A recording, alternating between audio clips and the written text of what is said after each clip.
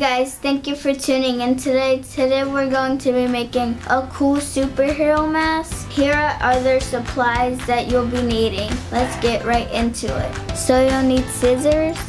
If you don't have adhesive felt, then you can use a glue gun. So you'll need some string. You'll need a Cricut Weeder or a sharp object to poke through the holes. Feel free to add any shape to apply to the mask.